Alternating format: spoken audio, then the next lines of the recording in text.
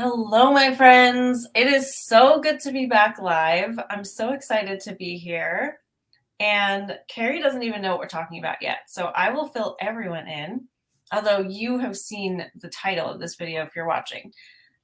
So the last live stream we did was about making lots of money. Today, because we had so much fun then, we're talking about how to make more money purposefully, like for what you really love to do. And I'm excited because I think this is a really nuanced topic that we've definitely been like in the experience of over the last decade. So we've got a lot to share, but we also want to hear from you. So please let us know you're here, ask your questions in the chat. We love to hear from you. All right, so Carrie, welcome. Thanks for being here. Yeah, thanks for having me. I know it feels like a really long time since we had a conversation like this, and it probably hasn't been at all. But I'm super excited about this conversation because this is actually something I am leaning into yet again. I think we're always in that, but I'm totally into this, leaning into making even more money in an even more relaxed and aligned way. So this is a perfect conversation. And I see Guillaume is here. So hey, Guillaume. Of course, it's right up your alley. Of course it is. And everybody who's watching, I know this is going to be a good conversation. I've actually been down a little bit of a YouTube rabbit hole in this conversation. So I think it might be, I just know it's going to be super timely. That's all I'm saying. It's going to be super timely. And my experience going down the YouTube rabbit hole in the space that I am now inhabiting has been so helpful, as opposed to where I might have been on this same path, a couple of years ago. So yeah, super excited. Love it. So wanting more is an interesting place to be, because I grew up like this Enneagram 5 thing. If you're into that, you might know what I'm about to say. It's a very interesting thing, that Enneagram, because 5s are known for not having wants or needs so that they're never disappointed, basically, so that they never have to ask for help. They never have to shoot too far. And so I grew up, and Carrie will laugh, because I was like, I would be happy living in a tent. I could be homeless, no problem. I know how to make a fire. I know. All right. So the idea of wanting more was really foreign to me for a long time, though at the same time, I had huge dreams. I was just really compartmentalizing everything so that maybe I felt safe in the world. I don't know, but it's all okay. But then once I get to a point when I was working, even not for myself yet, but when I started making a little more money, I realized really quickly that any judgment I had about rich people or making more or climbing the corporate ladder or whatever was so wrong in my eyes, because once you start making more money, you realize I really needed more money. Like, I wasn't having health care, and I couldn't put new tires on my car, and I had no savings account. And so for me, it was really healing when I started making more and then continued making more, to see I wasn't just some rich, greedy a-hole. I was finally living in a sustainable way for myself, able to care for myself, and able to help my family. Like when my grandma died, I flew my dad to Florida, and able to really contribute in a financial way, which was never what I was able to do when I was having such strong beliefs or even resistance to the idea of making more. So I don't know if you can relate to that, Carrie, but in a different way. So I'm not an Enneagram 5. I think I'm a 3. I'm either a 3 or an 8. I don't know. I think I'm a 3 who wants to be an 8. I don't even remember what they are now. So same situation, Rachel, though, in that there is a part of me that has taken a lot of pride in knowing that I can manage with very little, that I can feel comfortable, that I can feel okay, that I can know that I'm enough with very little. So, in fact, there was a time in my life where I really made a game of that. And I know like lots of money experts will tell you to do this, right? But I am very good at the difference between you and I in that regard is that I was surviving on practically nothing, right? I was self-depriving while stockpiling. So I think that that was the difference in our money personalities, is that I was just um withholding from myself for the game to see like just how little can I survive on in order to accumulate this pile of money that I'm just never ever going to touch.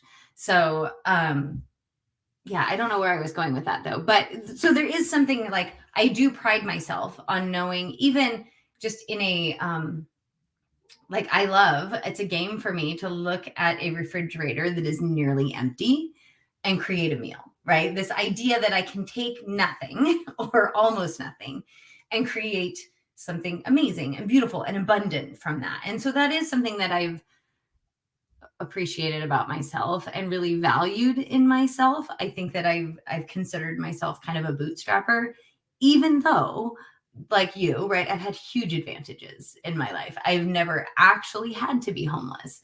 At one point, I think you've said this too. At one point, I remember glorifying homelessness. Like I remember having this, like, I think you've told a story similar to this where like just looking at homeless people and almost being jealous, like, oh, they don't have to worry about bills or about like not like totally out of like all the things they actually have to worry about. Like that wasn't me, but I can understand the sentiment. Yeah, I don't remember where this conversation started. So can you bring me back? Yeah, I guess we're just like laying our baseline of maybe the judgments that some people can have about wanting more. Yes. Mm-hmm. So what did happen for me though is I became aware in adulthood that I was withholding from myself because I had money stories. I wanted to be abundant. I wanted money to feel like abundance. I wanted to be a magnet to money. I wanted more money. I wanted to be wealthy. I wanted to be successful, like all of those things. And I also had a story that came from my parents and from their parents, right? About never ever waste, right? Wasting is like the worst. And there was no like money is the root of all evil necessarily. I'm sure that came from society, but it was sort of like rich people are a-holes, rich people are greedy, rich people are withholding, which is really interesting actually. Like, but there was sort of like if you're rich, you're kind of a son of a bitch. And that took a minute for me to just consciously unravel. Something that was helpful to me learning early on, and then just came up in a conversation yesterday, is this idea though that money is like alcohol, right? Like it's an amplifier. It just sort of like reveals more of the truth of who you are and what you believe. And so if you're an incredible person, you're still going to be an incredible person when you've got a huge pile of money, right? And it can really be an amplifier of who you are. And that was really helpful to me to like go ahead and internalize that. Like having more won't turn me awful. It'll actually just help me be more of who I am. Yes, I love that.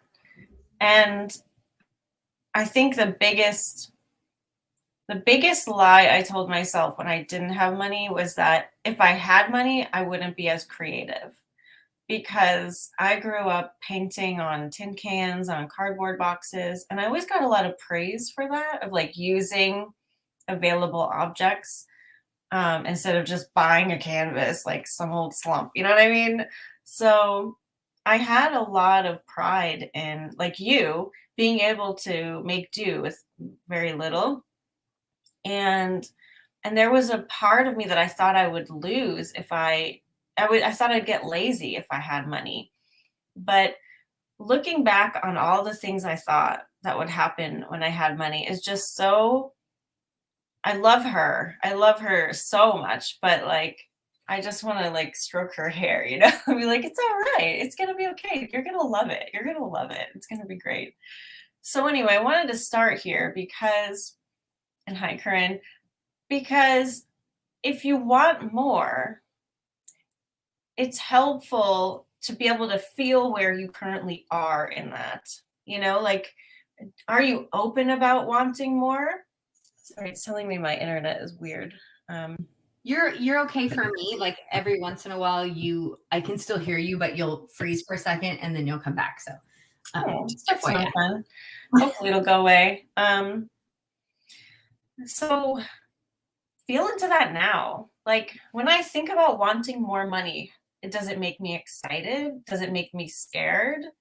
Does it feel hopeless? Does it feel anxious? Do I want to start like, what do I do now? So just check in with yourself for a second and feel into that. And I'll do the same.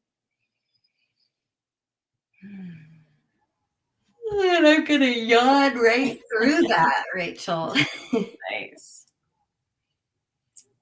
So hopefully you can access your own feelings in that moment. But if not, do it later, you know, after you walked or meditated or found some happy moments in your day, because that will really help you to know how to proceed, because it's kind of like a create your own adventure from here. Because if you're feeling good, then you can go on to dreaming. You can go on to like playing and having fun with it, making a vision board or journaling about what your desired life looks like. But if you are feeling tense or blocked off or anxious, then it's really worth your time to send some self-love your way. You know,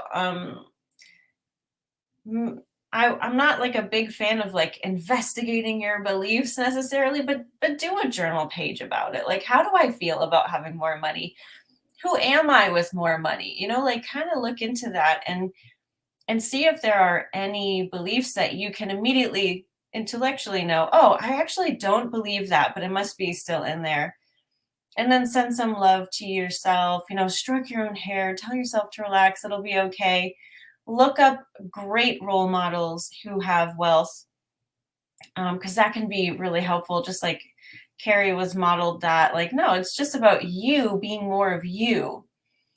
And if you are afraid that you're going to be a bad person, you know, like figure out what would you do if $1 million landed in your lap today, you know, like really sit with it. Okay, if I have this money now, how do I feel? How would I spend it? I have done that so many times. It is so much fun. Like, I know Carrie has done this in a negative way, so we'll talk about that. But like, I've often thought, okay, my $100,000 today, how am I spending that? Or my million today, how am I spending that? It's, if you're feeling good already, it can be really a lot of fun. If you're not feeling so great, it will illuminate your fears about yourself. So, at any rate, have self-love, have compassion, know that you're on a journey of opening that door to letting more wealth in, and knowing that you're the only one closing the door. And that's not to blame, it's just information so that you can proceed to then open it up. I don't know where to go from there, except for I'll tell you what's coming up for me. So, yes, opening the door to more. One of the things that was, and not like needing to investigate, I enjoy a good aha, right? Like I love recognizing, oh, this is like, oh, it has been revealed to me. And the reason I love a good aha is not so that I can justify, oh, well, I'm like this because, you know, this is what happened to me when I was a kid, or I'm like this because my parents said that to me. And so I'm going to just live in that story forever. But like, oh, that's the reason for this. And as Rachel always says, it's showing up now so that I can release it, right? So that I can let it go, or so that I can choose differently, so that I can rise above it. And so I have a story to tell, and it's interesting. So I'm just going to tell it, and then we'll see how it's useful. Are you cool with that, Rachel? Okay. So part of my money story is that when I was a kid, I remember knowing that my mom would say things like, we will always make do. Everything always works out. There was definitely fear around money.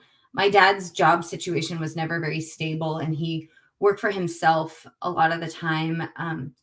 But his work, he was a contractor, and so his work was like kind of dependent on, the market and getting jobs, and he was always working. But I don't think that there was a lot of money coming in from his job. And when I was very young, I think he was doing much better, and my mom didn't work. She worked part-time when I was very little. And then I remember when my mom had to go back to work, and it was kind of traumatic for her.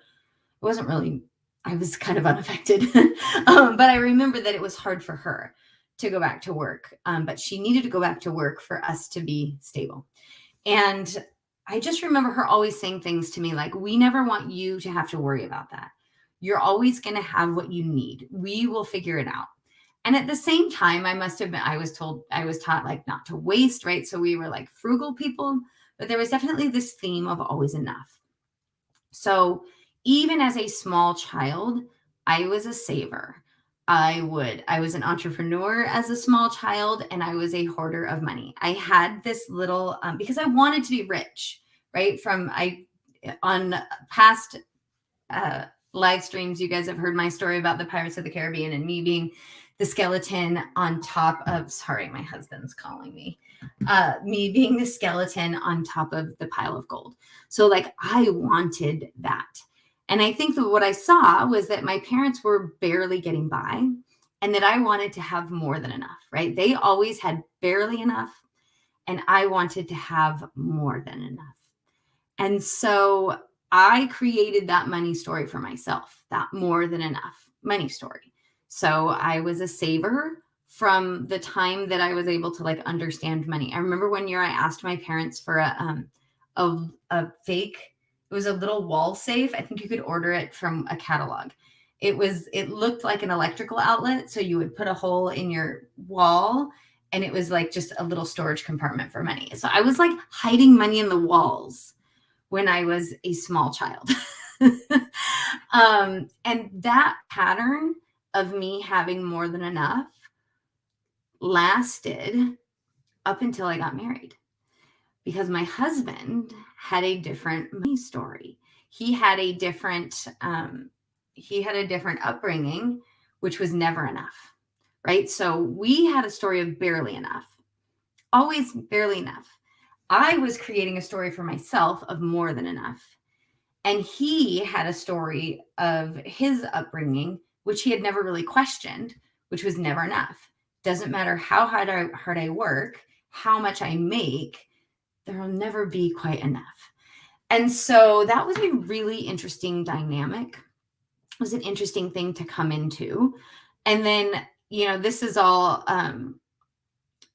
just learning how to like be a couple and talk about money. It like wasn't something that we did. And so I really reverted to his money story.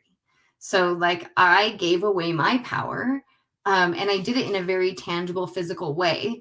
Before we were even married, I decided that we should buy a house. And because he had a never enough story and I had a more than enough story, I had all the money for the down payment.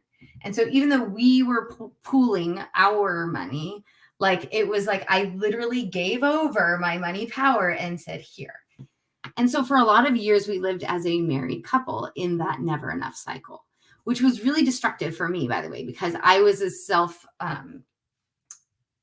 depriver. So I was still living in like, don't spend, like deprive yourself so that there's enough. Only my husband had this other pattern, which was spend everything that we have so that there's never enough. Always, he's responsible. He is smart. He is like, and I know because Rachel, you lived in that story a little bit as well. Anyways, so what it took for us though, and for me, it took a couple of things. It took me as a human to say, like, I am reclaiming my own money power. And I will do that internally. Sorry, I could. She's listening. I will do that internally, right? And I will tend to my own money vibration. And I will take back a little bit of power. And right there was that going on. And then, of course, when you do that, when you tend to your own money vibration, when you recognize, oh, I let the stronger energy win. The stronger energy around money so far in my life right now is never enough. And I am going to create a story of abundance. Now, how I got there took years of all sorts ofness and years of, like, when you just said, feel into your wants. What I would have been able to feel into would have been the not having, would have been the chasm between where I am and where I want to be. But enough deliberate work, enough relaxing, enough not trying to tune to a vibration that I couldn't get to, not trying to tune into billions when I couldn't even fathom, $1,000 extra, right? But slowly tuning my vibration. Little things changed in my outer world. Then bigger things changed in my outer world. Then the magical thing happened where my husband and I got on the same page. And we both moved to a story of more than enough. And I remember, so I'll just tell you, the magic word for me in that transition was plenty. Was being able to, like, there's plenty. So going back to the pride in being able to create something from nothing was just shifting that perspective and looking in the refrigerator or the pantry or the bank account and saying, I have plenty, right? There's plenty to create a delicious meal. There's plenty of money to get to the end of the month. There's plenty here for me to be able to breathe and relax. Anyway, so I just wanted to share that because, and all of these words that I'm using, I don't know, they're not mine. Cynthia Carrere is a friend of mine, and she has really highlighted those money stories. And those are the 3 that I had been living in. There's more like labels that you can ascribe to. But I wanted to share that money story, that in me, because it did take deliberate effort to recognize, what is my story so far? Where have I always been? Where do I want to change the story? And that's where I am now. Like, I'm living in more than enough. And I would like to live in, like, way more than enough, in true abundance and generosity bigger than I could be in. And I want to say that I can be in now. And I want to say that because a lot of times we'll get asked, well, if you win the lottery today, what would you do with it? And I've told you my story about how there was just never enough.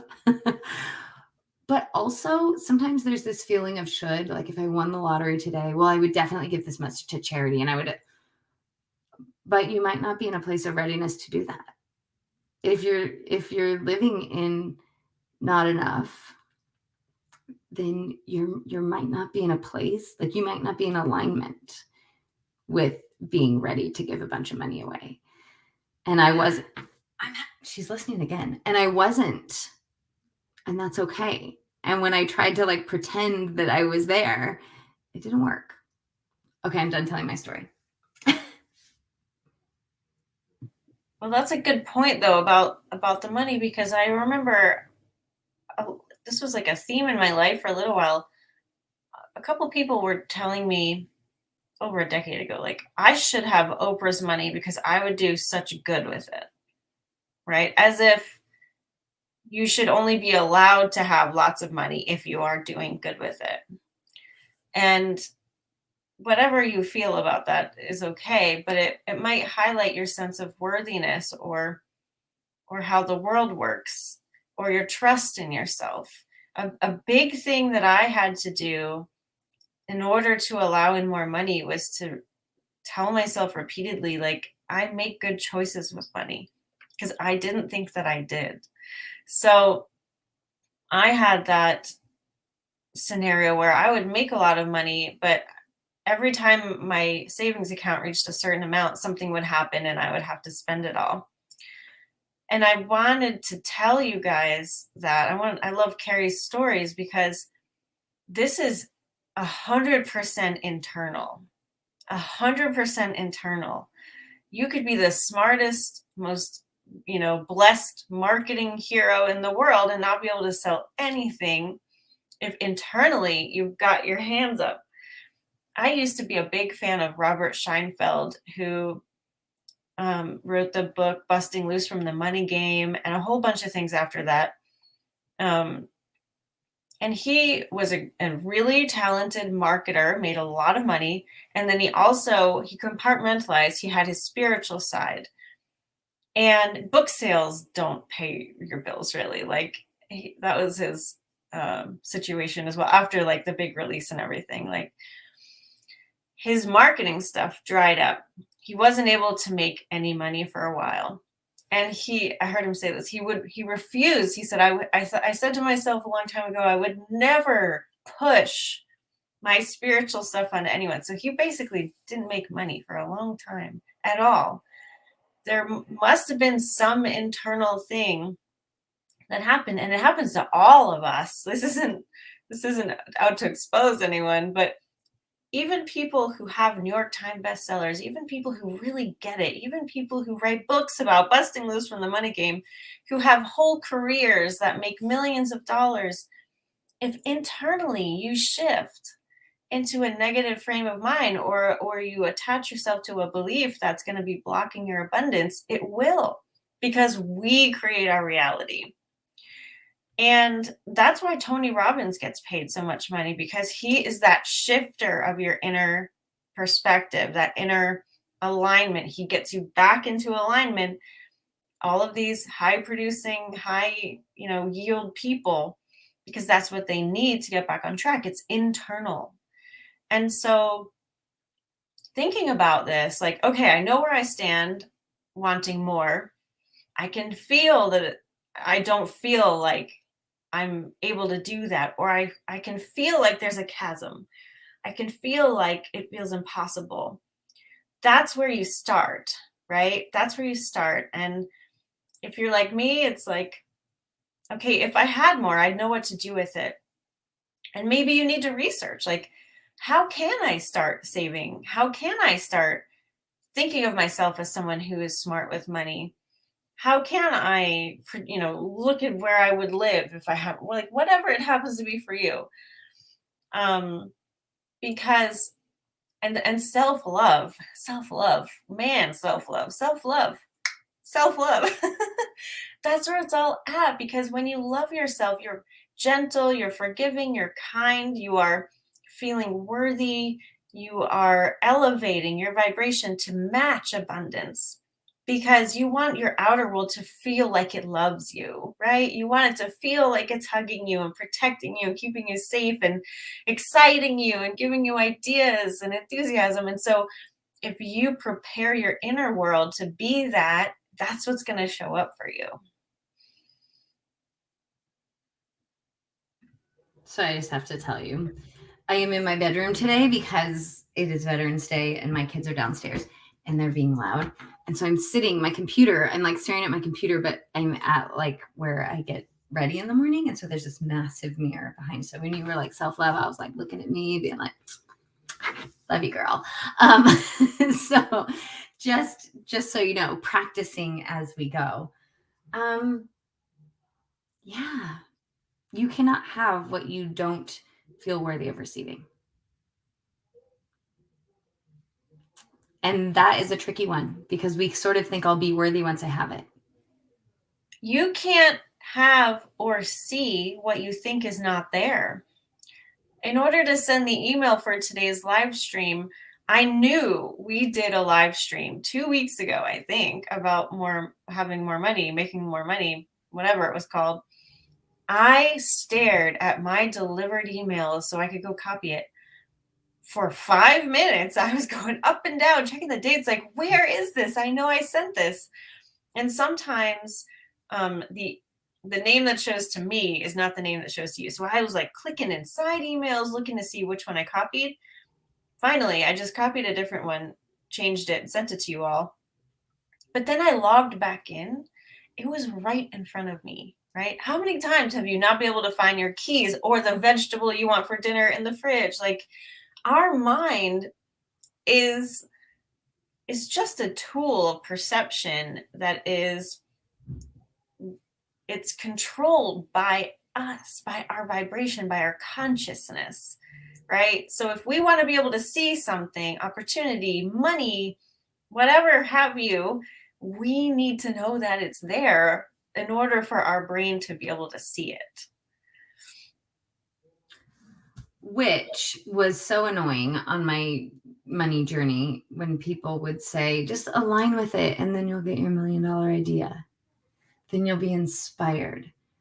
And I know Rachel and I say the same things.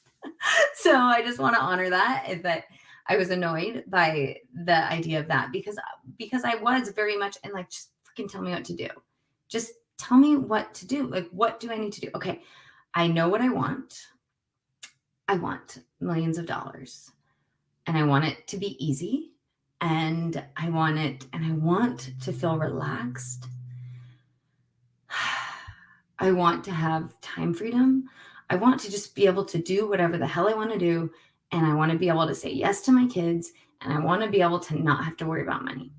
And I wanted it to happen like that. And I'm not saying that it can't happen like that, but I am saying that for me, I now recognize, oh, totally living that. I am totally living that. Now, within the boundaries of my own perception and my like own current limitations, but I'm recognizing, oh, but it's all a game, but it's all me, but it's all just relaxing into if I could create this, what else could I create? But it did take starting from where I was and not trying to jump into something that I couldn't yet perceive. Wow, my color today is crazy. You're white and I'm orange. Like glowing blue. Okay, well, that's fine. I just wanted to comment on that because, yeah, this takes self-leadership. This takes repetition. It takes reinforcement. It takes you basically convincing yourself that it's an internal game because there's so much evidence that it's not, right? Everyone's going to tell you it's what you do, not how you be, that makes the difference. So when you're out there meditating, trying to feel good over grinding your nose on your desk and whatever they say about that, like, you're going to feel weird. You're going to feel off. It's going to feel vulnerable. But feeling good, having that open door is the most important thing. And I have a playlist of a short course called I Love Abundance. It's free on the Hello Love YouTube channel. Go take it. It's very quick and very easy. It's the steps. The steps, like, start here. If you're feeling this, go here. If you're feeling that, go there. Like, it'll guide you through setting up your own little routine for this, so that it becomes second nature. So you build momentum and thinking about it this way. And what I've done over the years has changed as my comfort level has grown, just like Carrie's. At the moment, I'm having a lot of fun. In the morning, I set up my day to feel like I have 2 million in the bank. So what would I do if I had 2 million in the bank? Well, first of all, it feels very relaxing. Like, I'm not working to make money. I'm working for fun. What do I want to do? What feels fun today? That's the frame of mind I go into work with. And so I don't have resistance to receiving more. On the contrary, like, I'm excited. I'm open. I'm wide open because I'm not going in with any ulterior motives. And it's okay if you go to work knowing that you're there to make money. You can still have more money that way. But I'm at a point now where I'm comfortable with that. I can believe that. It doesn't feel that far away for me to have 2 million in the bank. So that's where I'm playing. I've tried to do this in the past and it doesn't work because I wasn't ready for it. So any specific advice that you hear from other people, just know that that's really about them and where they were. The most important thing is that it makes you feel good. You feel comfortable, relaxed, excited, whatever it is, as long as it's an open feeling on the positive side of those feelings. Which this is leading me to like the baby steps that I took. Because one of the first things that I did was actually take work that felt beneath me. And that may sound a little bit like not aligned, but hear me out on this. So I was spending a lot of time doing this stuff. I was like, okay, I am relaxing and I'm meditating and I'm aligning and I'm connecting and I'm doing it. And I was doing intuitive art about it. And like all signs led to just relax and find your joy. And I had put a ton of pressure on myself to build a very specific kind of business with a very specific kind of client. And I didn't quite feel worthy of those clients yet. I still had some like resistance around, can I actually charge for that? And like, but I felt safe and relaxed and okay with doing freelance copywriting. And I had a friend who needed a copywriter. And I remember her being like, I feel guilty hiring you for this. Like, you are so much more valuable than this. Like, you are worth more than the $40 an hour that I'm paying you. But it was easy work for me. It was aligned until it wasn't. And it was steady, reliable, aligned income. And it led me, that was the thing. That was the difference maker for me. Like it ticked so many of my boxes, right? It was still me working from home. It was still in the industry I wanted to be in. It was still working with the kind of people that I wanted to be. It was still like, it was so much of what I wanted. And because I was open and I was meditating and I was feeling good, I let that in, as opposed to where I had maybe been before, which is like, I'm not a copywriter. I'm a coach. Right. Like it was just recognizing like, this is the path of least resistance for me in this moment. And I am relaxed and I am aligning. And so it came and it felt amazing and abundant until I had up leveled enough and that it no longer did. And then you know what came? What I had wanted in the first place. Right. And then more and more and more of that. But I do want to say that because I think a lot of us are like, I'm aligning with my perfect everything, right? And what we're talking about is relaxing and being open and following the path of least resistance, because your higher self isn't going to let you down. I will tell you, when that opportunity came in, it didn't feel like the person who was I felt amazing to the person who was offering it to me, because she's like, oh my gosh, like Carrie is way overqualified. But it also felt amazing to me. And I was so grateful and joyful. And it like, that is when you know. Yes. On the same vein, even just a couple years ago, I did Shipt. I did, which is like Instacart. It started kind of as like I was thinking of developing an app for intuitive artists, like for our certified intuitive artists. And Carrie and I had some meetings with some really cool people who had developed apps. And I wanted to be able to understand the interface more and use it.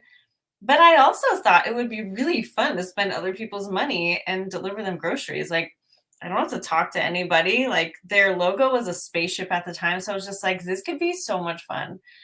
So I did.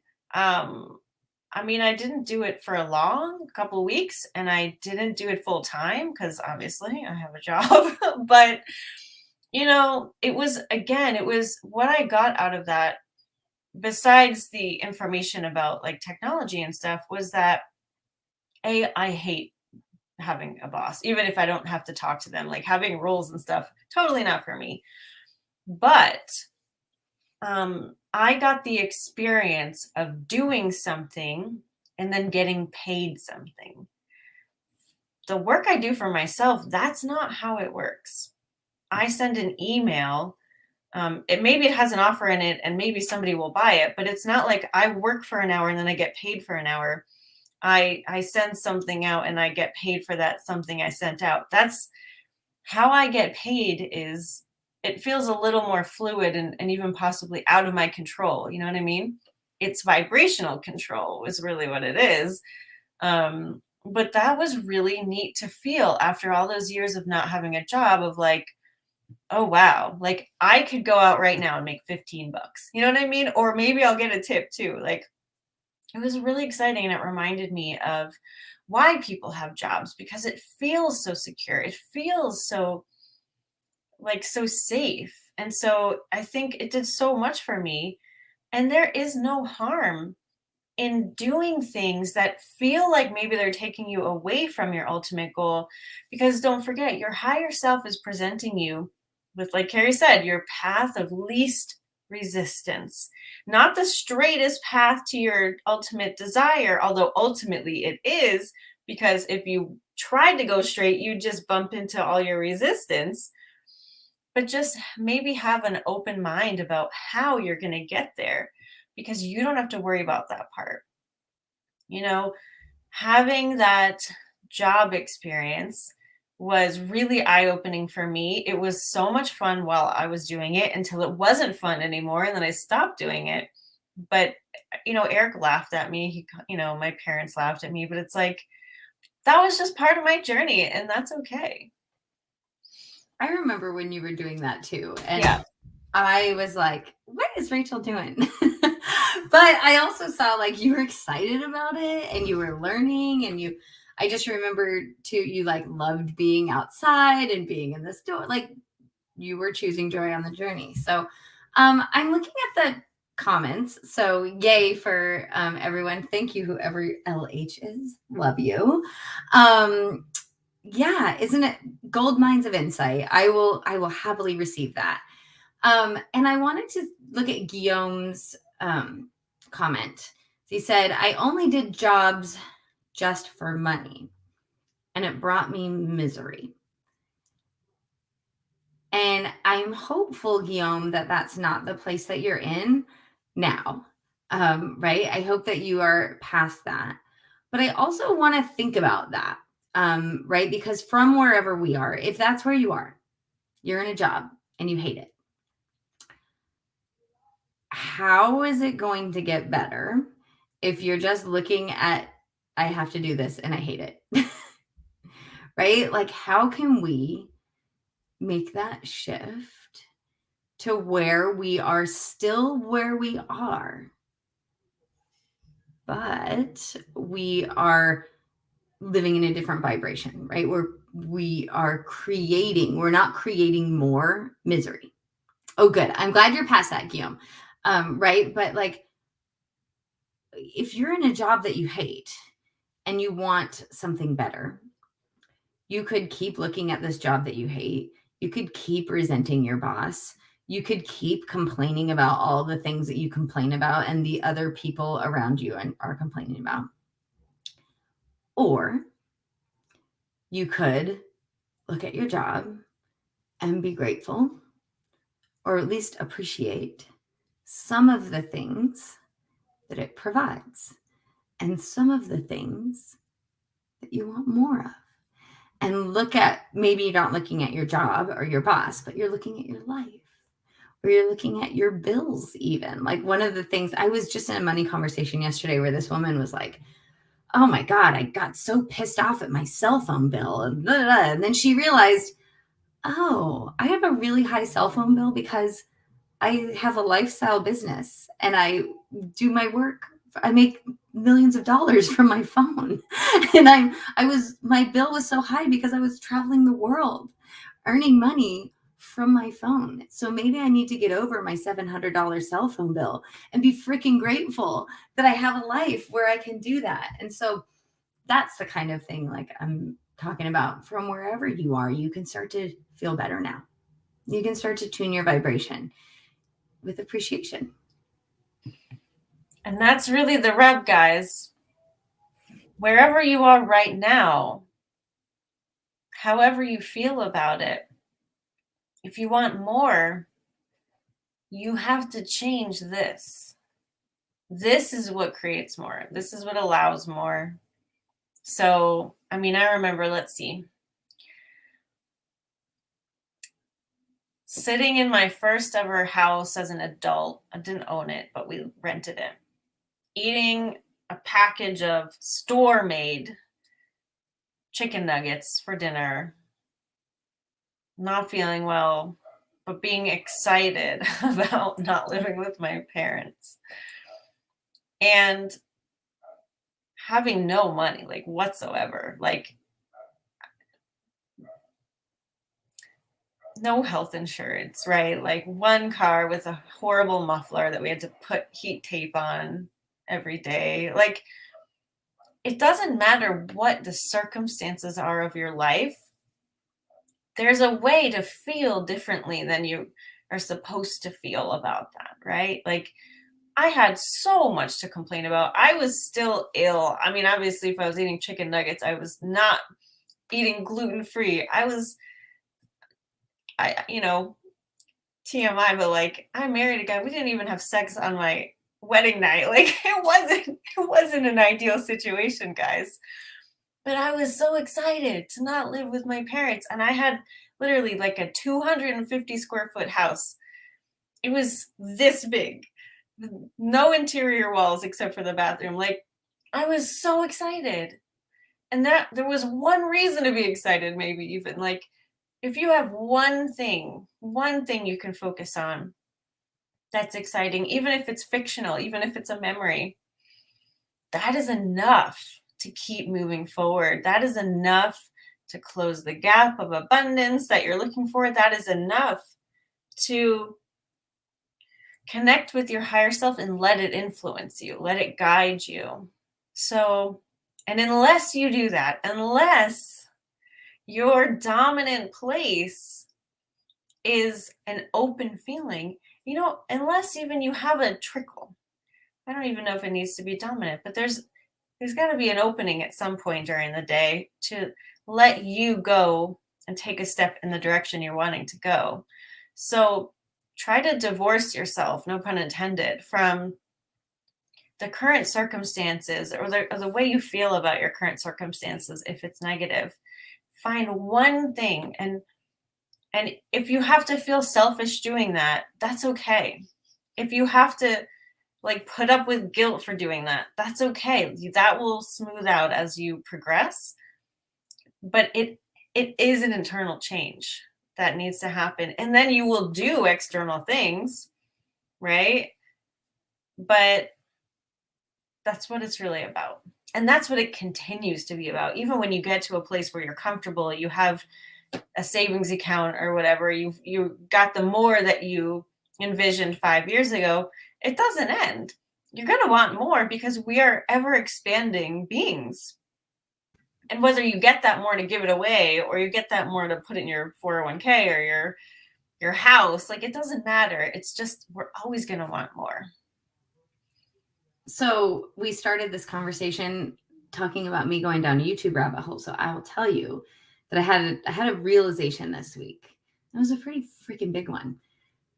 And it was, I'm looking at my money situation, right? I'm looking at what is going on, not with my family's money, but with my business and like what I am bringing in. And I had this like, oh crap, this is the most money I've ever had. This is more money than like I've had in ever. And that was because it wasn't our money. Like, this is just me looking at my business stuff. And I was like, oh,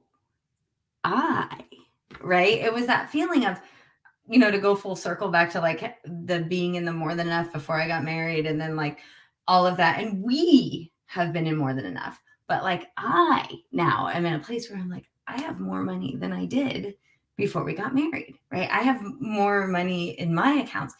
And I mean, that was super exciting and also like slightly underwhelming, right? You always think that it's going to feel like this big thing. And it was just like one day I looked and was like, oh, like, there it is. So that being said, I am now living the life that I always dreamed of, right? And I have now more than enough. And I am like in this amazing place of being so grateful for the life that I've created, deliberately created. The life that, I mean, like, this has, I want to say hard work, but it hasn't been like hard work in the sense of like hard labor.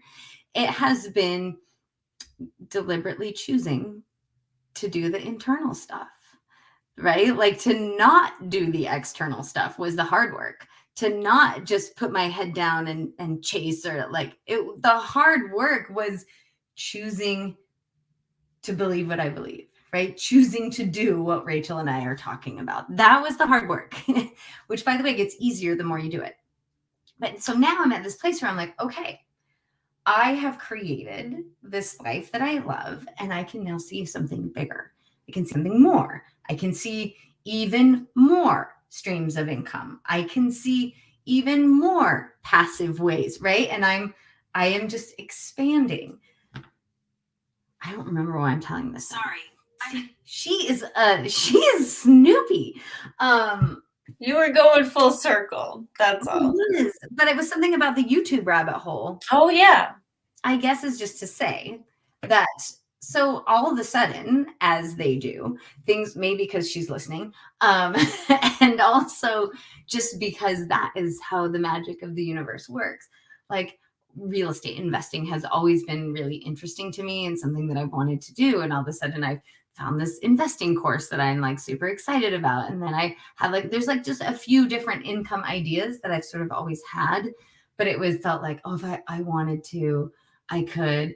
It's just amazing how from this this relaxed place of plenty and abundance and alignment, I can be super relaxed and discerning and fairly confident about any one of these paths that show up. And I can also quickly feel into what's just not for me.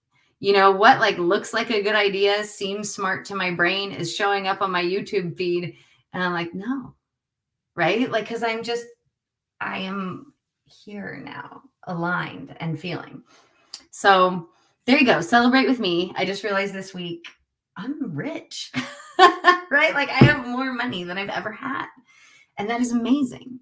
And I've gotten myself to a place where I now have easy access to whatever I want to create next. And it's not because I have a lot of money. It's because I have easy access to whatever I want to create next, which is really effing cool. Yeah, amen to that. That's the cool thing about being a creator is we have access to anything we're in the vicinity of. So if we're feeling rich, we will have those rich person secrets right in front of us within view. If we're feeling self-love, we're going to have access to people who love themselves and are a joy to be around. You know, if we want to feel wealthy, but we don't feel wealthy, we're more than likely going to see the unwealthy part of the world. And that's how we can get locked into these layers of like not being able to break free, of feeling like we're hitting our head on the ceiling, even if we're trying to break through to another layer. It really is about relaxing and feeling internally how we want to feel. And that gets us on that elevator and brings us where we want to go. So yeah, it's been an interesting year for both of us, Carrie. I think we've both kind of come to terms with the fact that we're rich and gone through all the feelings that that's brought up for both of us. And, you know, just like last week, I realized like, oh, you know, I've wanted a house in Connecticut for a while. I can actually afford it now. Like, it doesn't have to be a dream. So I just started looking around, and I'm probably going to buy a house next year. I've already been talking to my mom about it, and that's really cool. It's not really, it's something I've wanted, but it's not something I really thought I could do. until I let myself relax enough to be like, wait a minute, I actually can do that. And it could be really great, really great. Like, even if for various reasons, whatever I happen to do at that house, it could be really great for my family and me. So, yeah. Well, and this is what I want to say is we're both looking at where we are now and declaring ourselves rich. But I will tell you this, the number that is in my account right now that makes me feel so like good. Honestly, if you would have told 5 years ago me, like, oh, you're going to have that number in your account, I would have said, well, that's not nearly enough. Like, that is not wealthy. That's not rich. That's not like, even though I was nowhere near it, right? I would have looked at it and needed more. I would have looked at it and thought, well, that's not rich. And that is what we're talking about. It's in here. And I have access now to so much more, just like Rachel. Like, yeah, I could buy a house. Yeah, I could do whatever. And that's one of the things that we talk about a lot, like just in the coaching work that we do. It's like, where in your life do you already have what you want? I bet there's a place where you already have what you want. So maybe this house that Rachel's going to buy in Connecticut isn't, a 27 bedroom mansion, right? But like, oh, I could do that, right? And that is how we're building momentum. And I think that there is a natural temptation for us to want to, well, you can build momentum lots of ways, right? You can build momentum like slowly moving forward, slowly starting running downhill. You start slowly, and as you run downhill, you get faster and faster and faster. Or you could build momentum like, I'm thinking about a cannonball in the, like there's an stored energy that's going down the wick to the, I don't exactly know how it works, right? But I know that there's some sort of energy exchange that happens when it hits the gunpowder, and then there's something building until it explodes. You can do it however you want. But that momentum has to build. That internal shift has to happen. Yes. And same about the numbers. Like, once you feel internal security and that momentum and the understanding of how you've created what you've created, knowing that you can create more because you understand the mechanisms of it, you feel richer with a lot less than you think you would have needed before. Like, statistically, our households are in the very upper part of the country, right? But at the same time, when you have more money, it doesn't necessarily feel like that big, huge number you thought it might be when you were struggling to, put gas in your car. So don't worry about the number. The number is really arbitrary. It doesn't make a difference. It's really how you feel about it. There are, decamillionaires who feel poor, and you don't want to be one of those. You want to be happy with what you've got so that more keeps coming in and you feel secure and wonderful in your life, regardless of what the biggest number is that you could possibly have. And I hope this is coming off, like, for me anyways, I just feel really powerful, and I'm super grateful to you, Rachel, for like being my guide on this journey, because I now know I am a powerful creator. I can have whatever I want. There's a certain amount of alignment involved. But like, there's so much security. So I will just let you know, security for me, that is what money is. Like, for some people, money is joy, or money could be whatever to you. But for me, it is safety, it is security. And so like, I feel so secure in knowing that I'm the creator. I can relax and know, oh, it's up to me. It's totally up to me. My alignment, my perspective, what I allow in. Am I open or am I closed? Right? When I was wanting something, when I was wanting more, but unwilling to do anything, just wanting it to show up, right? The number that I currently have still didn't feel like nearly enough. But once I opened up, and relaxed and trusted myself, trusted the process, trusted alignment. Like, it's just a different place where there. So what I'm saying is I hope this is really inspiring, because you, Rachel, and you, whoever is watching, you're the powerful creator of your reality. You're so powerful. You really are. Like, look around. Whatever is going on in your life, it's a powerful creator of that. I love looking around in my life, and I know we're over time now, but I love looking around in my life and being like, I remember when that was a dream. I remember. And it could be like the smallest things. My current refrigerator with the door in the middle. Man, I remember when I dreamed about that. Like, it could be like silly stuff. Like, I remember when that was something I wanted. And now it's here. It's powerful stuff. Yeah. And I don't know why I want to share this, but I do. I learned this statistic a couple of weeks ago that only 12% of US households are at the $1 million level. That doesn't seem very big, but I just want to tell you from experience, having $1 million also doesn't feel very big. So demystify, like, throw those numbers out the window, especially when you're feeling like you don't have enough, because they mean literally nothing. Once you start just like relaxing, having good time, having that plenty feeling, regardless of whether that requires coupons or not, the income will start flowing, and you'll have a different perception of money. And then you'll be at the $1 million level, and you'll be like, oh, wow, this isn't that great. So, well, it's not that this isn't that great. It's just not what you thought it would be. Anyway.